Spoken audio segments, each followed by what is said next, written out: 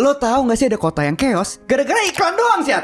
Loh, kok bisa gitu, Son? Jadi di tahun 2007, sebuah kartun yang bernama Aquatin Hunger Force lagi berencana promosin kartunnya. Nah, Jim Samples yang merupakan bos dari Cartoon Network di saat itu, lewat tim marketingnya, pengen buat sesuatu yang beda. Bukan sekedar pasang baliho atau billboard doang nih. Mereka akhirnya kerjasama dengan agensi Interference Inc. buat bikin aksi guerrilla marketing. Di situ mereka nyewa 2 orang seniman lepas bernama Peter Berdovsky dan Sean Stevens. Tugasnya apa? Simple banget sebenarnya. Mereka harus pasang sekitar 38 papan LED kecil di tempat-tempat strategis di Boston. Papan LED itu bentuknya karakter alien Mononites yang lagi ngacungin jari tengah sih. Masalahnya sih, papan itu punya kabel-kabel yang menjuntai dan baterai besar yang kelihatannya sangat mencurigakan gitu. Terus juga banyak orang Boston yang nggak tahu lah kalau itu karakter dari kartun. Dan yang bikin lebih parah, lampunya nyala kelap-kelip. Sampai akhirnya di tanggal 31 Januari 2007, sekitar jam 8 pagi gitu, seorang penumpang kereta ngelihat ada benda aneh di struktur penyangga jembatan Sullivan. Dan setelah ngeliat bentuk yang gue ceritain tadi,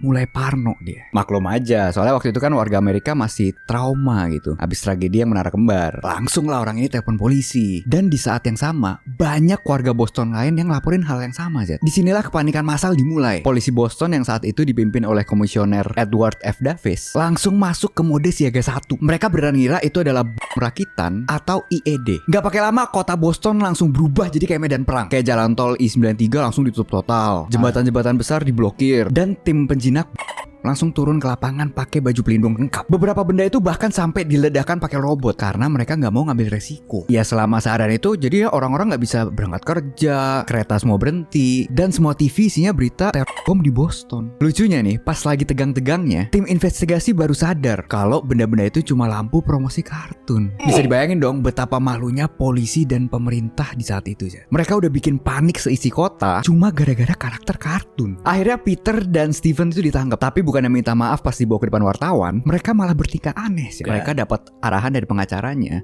buat nggak ngomongin kasus itu sih. Oh, ya mereka boleh membela diri sih harusnya sih memang. Jadi kayak belaga gila aja gitu. Ini benar-benar bikin wali kota Boston saat itu yang bernama Thomas Menino makin naik pitam gara-gara ngerasa dipermainkan secara terang-terangan. Efek dari kejadian ini pun gak main-main ya. Perusahaan induk mereka yaitu Turner Broadcasting akhirnya dipaksa bayar denda fantastis sebesar $2 juta buat ganti rugi biaya pengamanan. Bahkan Jim Samples sendiri harus mengundurkan diri dari jabatannya buat bentuk pertanggungjawaban lah. Dan yang paling legendaris buat para fansnya, kejadian ini bikin ada satu episode khusus berjudul Boston yang dilarang tayang secara resmi sampai sekarang. Isinya apa? Tentu aja buat nyindir habis-habisan reaksi berlebihan polisi Boston yang